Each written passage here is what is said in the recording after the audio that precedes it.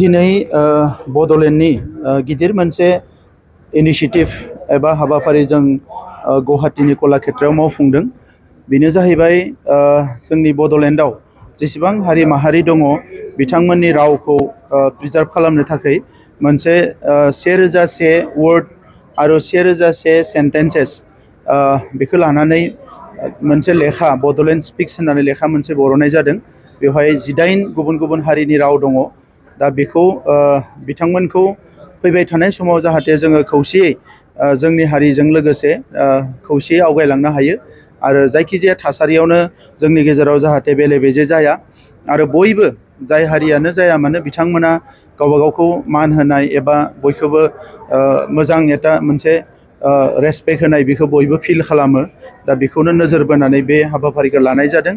बेजों लोगोसे गुबुन गुबुन माहारिनि बर'जों लोगोसे गुबुन गुबुन माहारिनि जि मोनसे फक कालचार आरो फक डेन्स बेवहाय गोबाव सम जायफ्रानिखि कन्ट्रिबिउसन होनाय बिथांमोनखौबो दिनै बान्था होनाय जादों।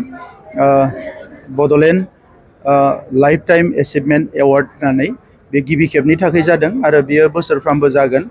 बिनि उनाव बड'लेण्डनि जि सोलायनाय ट्रेन्सफर्मिं बड'लेण्ड मोनसे लेखा दिनै बेवहाय बेखेवदों आरो बे ट्रेन्सफर्मिं बड'लेण्डजों लोगोसे आरोबाव गांसे लेखा आंनि गावनिनो लेखा गुबुन गुबुन समाव आर्टिकेल लिरनाय बायदिसिना थासारियाव बायदिसिना सिटुएशनाव बे लेखाखौबो लुक इन उइदिन होननाय बेखौबो बेखेवनाय जादों आरो जोङो बेवहायनो जोंनि जि फक कालचार बिनि सायावबो मोनसे सभिनिर बरननाय जादों आरो हेपिनेस मिशना बोसोरनै बारबाय।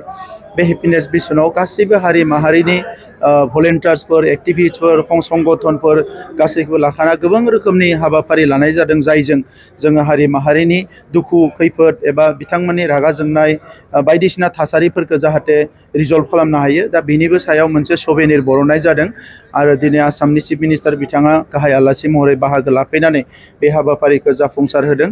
आङो दिनै बेवहाय बाहागो लानाय गासै 16 साहित्य सभानि दैदेनगिरि बिथांमोन बेवहाय बाहागो लाफैनाय गासै गुबुन गुबुन हारि माहारिनि संगठनफोर बयनिसिमबो साबायखर बावदों आरो बड'लेण्डआव फैबाय थानाय समाव बर' माहारियानो मोनसे लिडिं कमिउनिटि हिसाबै गुबुन हारिफ्रा जेरै जौगानाय हारिया गोग्लैसोनाय हारिफोरखौ थगायो बर' माहारिखौ जाहाथे जारिमिनाव रावबो बेबायदि थगायनाय सोबख'नाय हारि होननानै बुंनो हाया बेखौनो थांखि लानानै एबा नोजोर लानानै बे हाबाफारिखौ मावनाय जादों।